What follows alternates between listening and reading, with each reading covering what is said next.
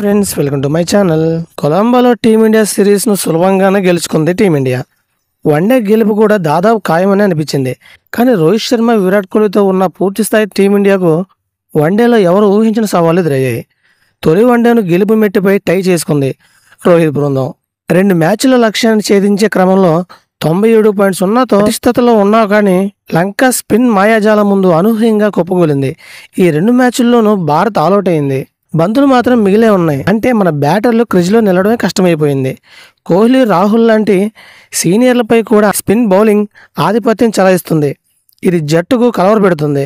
మరోవైపు 1.0తో సిరీస్లో ఆధిక్యతలో ఉన్న శ్రీలంక ఇప్పుడు అదే ఉత్సాహంతో ఆఖరి పోరులో గెలిచి సిరీస్ను కైవసం చేసుకోవాలని పట్టుదలతో ఉంది.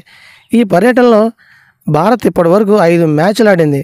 3 టీ20ల సహా గత 2 వన్డేల్లోనూ బౌలర్లు ప్రతాపం చూపించారు. కానీ బ్యాటర్లు ఆ రేంజ్లో రాణించలేకపోతున్నారు. ముఖ్యంగా వన్డేల్లో చక్కని శుభారంభాలు వచ్చాయి. కెప్టెన్ రోహిత్ శర్మ ధీటైన బ్యాట్ లక్ష్యాన్ని సులువుగా మారుస్తున్న తర్వాత వచ్చిన బ్యాటర్లు మిగిలిన లక్ష్యాన్ని ఛేదించలేకపోవడమే సమస్యగా మారింది. దీనిపై ప్రత్యేకంగా దృష్టి సాధించాలని టీమిండియా మేనేజ్మెంట్ ఆఖరి పోరులో తమ బ్యాటింగ్ దళాల్ని సన్నద్ధం చేస్తుంది. రోహిత్ ఆడినట్లు అప్పర్ డౌన్లో కోహ్లీ, మిడిల్ ఆర్డర్లో కేఎల్ రాహుల్, శ్రేయస్ అయ్యర్ కాస్తో కూస్తో ఆడిన కొన్ని ఓవర్లు క్రిజ్లో అతుకుపోయినప్పటికీ స్పిన్ అయిన తునాతునకలు చేయొచ్చు. టీ20 సిరీస్లో అలకిలో పోగొట్టుకున్న పరువు కొలంబోలో కొల్లగొట్టాలని ఆదిత్య శ్రీలంక పట్టుదలతో ఉంది. చక్కగా స్పిన్కు అనుకూలించే పిచ్పై బౌలర్లు మాయాజాలం ప్రదర్శిస్తున్నారు. పటిష్టమైన ప్రాతిథ్య బ్యాటింగ్ లైనప్ను తేలిగ్గా కూల్చేస్తున్నారు. పైగా 1.0తో ఉన్న శ్రీలంక ఇప్పుడు సిరీస్ని కోల్పోయే స్థితిలో లేదు. ఒత్తిడేమో భారత్పై ఉంది. దీన్ని సద్వినియోగం చేసుకొని తమ స్పిన్తో తిప్పేయాలని వారియర్స్ అసలుగా పిడికిలు బిగుస్తున్నారు.